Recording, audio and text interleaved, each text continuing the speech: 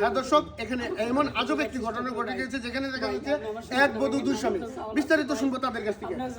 এই যে ভাই, এই যে আপনি যে বলতেছেন উনি আপনার বউ, উনি বলতেছেন উনি ওনার বউ, তো এই বিষয়টা মূলত কি? মানে আমি তো জানি যে একটা বউয়ের একটাই স্বামী হয়, একটা স্বামীর চারটা বউ হতে পারে, কিন্তু একটা বউয়ের তো একটা স্বামী, কিন্তু আপনারা দুইজন যে বলতেছেন, বিস্তারিত একটু খুলে বলো তো। এটা হিস্টোরি হয়ে গেছে।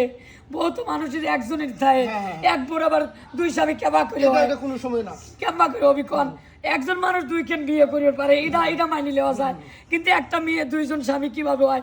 সত্যি কথা, আমার বউ, আমার প্রমাণ আছে, আমি প্রমাণ দেয়া দেবো। বউ তুমি সত্যি কথা কও যে তুমি আমার অরিজিনাল বউ। আপনি প্রমাণ দিতে পারবেন, সেটা আমরা আসতেছি পরবর্তীতে আপনার কাছে। এই যে ভাই, এই যে উনি যে দাবি করতেছে যে আপনার বউ নাকি উনার বউ, এই কথাটা কতটুকু সত্য? বা আসলে ভাই আমি তো উনারে ভালোবেসে বিয়ে করছি। আচ্ছা আচ্ছা আচ্ছা।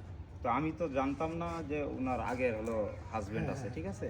বা ও আমাকে কিন্তু কোনোদিন বলেও না। আচ্ছা, আচ্ছা। এমনকি একটা বাচ্চা সহ আছে, সেটাও কিন্তু আমাকে বলে নাই।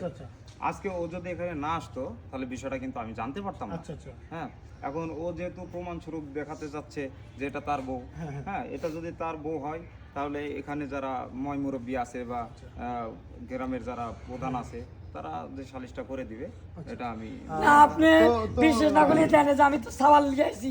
এই বাবা, এটা তোমার আম্মা না? কও, এই দেন আমার সওয়াল টেনশনে, আমার প্রমাণ আছে।